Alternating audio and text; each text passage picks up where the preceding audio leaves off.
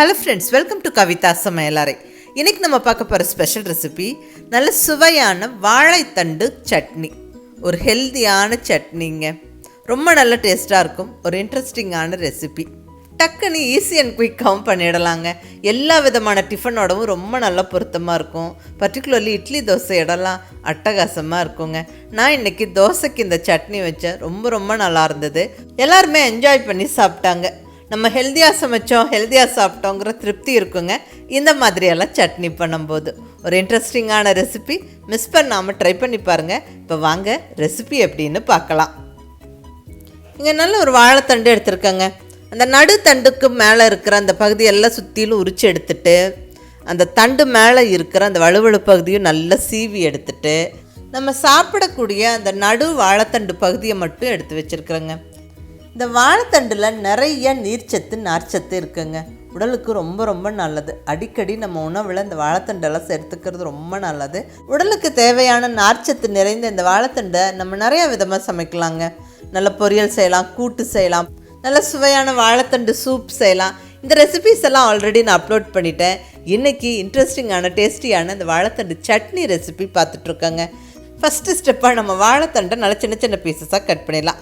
அதுக்கு முன்னாடி இந்த வாழைத்தண்டை நல்ல இப்படி ரவுண்டாக கட் பண்ணி இப்படி இழுத்து விட்டால் இந்த நார் பகுதி நம்மளுக்கு தெரியும்.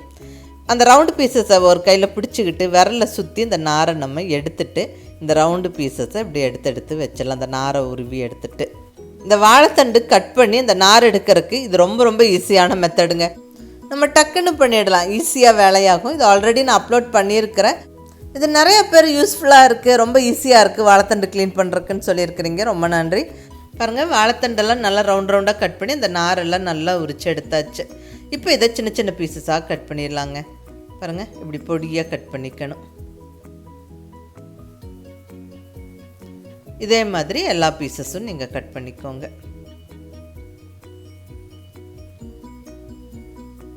ரஃப்பாக அப்படியே பொடியாக கட் பண்ணிக்கோங்க. ஏன்னா இது வதக்கி நம்ம சட்னி அரைக்க போகிறோம். பாருங்கள், வாழைத்தண்டெல்லாம் நல்லா கம்ப்ளீட்டாக கட் பண்ணியாச்சு. நல்லா சின்ன பீசஸாக கட் பண்ணி ஆல்மோஸ்ட் அந்த நாரெல்லாம் எடுத்து வச்சாச்சு. இப்போ நம்ம சட்னி செய்ய ஸ்டார்ட் பண்ணிடலாம். இங்கே ஸ்டவ்வில் கடாய் வச்சாச்சு. கடாய் சூடானதுக்கப்புறம் 1 டேபிள் ஸ்பூன் அளவுக்கு எண்ணெய் சேர்த்துக்கிறேன். இங்கே நான் தேங்காய் எண்ணெய் சேர்த்துருக்குறேங்க. இந்த சட்னி தேங்காய் எண்ணெயில் செய்யும்போது வாசனை டேஸ்ட் ரொம்ப நல்லாயிருக்கும். நீங்கள் ட்ரை பண்ணி பாருங்கள். பட் எந்த எண்ணெயிலையும் நம்ம செய்யலாம். இப்போ இதில் 1 ஸ்பூன் உளுந்தம்பருப்பு, 1 ஸ்பூன் கடலைப்பருப்பு சேர்த்து நல்லா பொரிய விட்டுக்கிறேன். இந்த உளுந்தம்பருப்பும் கடலைப்பருப்பும் நல்லா பொரிஞ்சதுக்கப்புறம் இப்போ இதில் ஒரு சின்ன பீஸ் இஞ்சி சேர்த்துடலாங்க.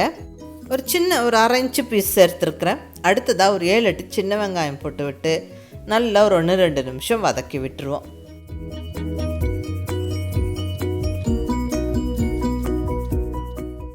இந்த சின்ன வெங்காயம் இப்படி ஓரளவுக்கு வதங்கினதுக்கப்புறம் இப்போ இதில் ஒரு 4-5 வரமிளகாவை சேர்த்துக்குவோங்க.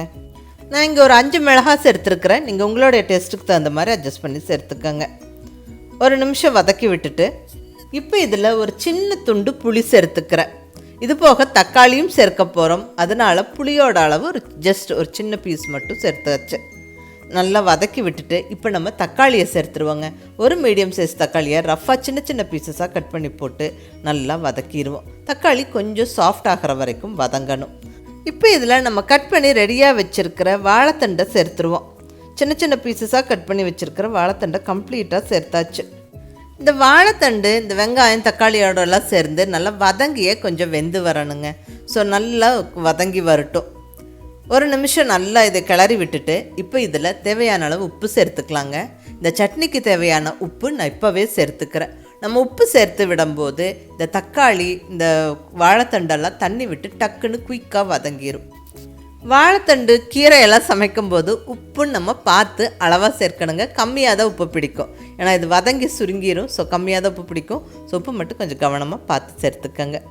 உப்பு சேர்த்து விட்டு நல்ல ஒரு வாட்டி கலந்து விட்டுட்டு நம்ம மூடியை போட்டு விட்டுடலாம். ஒரு 3-4 நிமிஷத்தில் குயிக்காக அந்த தக்காளி வாழைத்தண்டெல்லாம் நல்லா வதங்கிடும். ஸ்டவ்வை மீடியம் ஃப்ளேமில் வச்சுக்கோங்க. ஒரு 1-2 வாட்டி நடுவில் கிளறி விட்டுக்கோங்க. இங்கே ஒரு 4 நிமிஷத்துக்கு மேலே ஆச்சுங்க. பாருங்கள், அந்த வாழைத்தண்டு தக்காளியெல்லாம் நல்லா சாஃப்டாக வதங்கியிருக்கு. இப்போ ஒரு தடவை கிளறி விட்டுட்டு இப்போ இந்த ஸ்டேஜில் ஒரு 2 டேபிள் ஸ்பூன் அளவுக்கு ஃப்ரெஷ்ஷாக துருவின தேங்காய் சேர்த்துக்கிறேன்.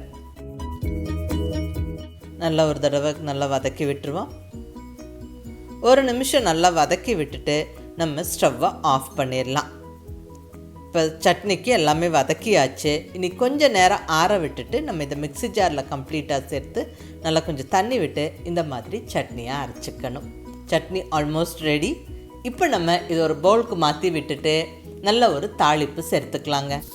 இங்கே ஸ்டவ்வில் தாளிப்பு கரண்டி வச்சாச்சு. சூடானதுக்கப்புறம் ஒரு ஸ்பூன் எண்ணெய் சேர்த்து, எண்ணெய் சூடான உடனே ஒரு டீஸ்பூன் கடுகு உளுந்தம்பருப்பு போட்டு நல்லா பொரிய விட்டுட்டு, கூடவே ஒரு கொத்து ஃப்ரெஷ்ஷான கருவேப்பிலையை உருவி போட்டு நல்லா பொரிய விட்டுட்டு, அடுத்தது இதிலேயே ஒரு வரமிளகாவை போட்டு நல்லா பொரிய விட்டுட்டு நம்ம ஸ்டவ் ஆஃப் பண்ணி எடுத்து இந்த சட்னி மேலே போட்டு விட்டுடலாம்.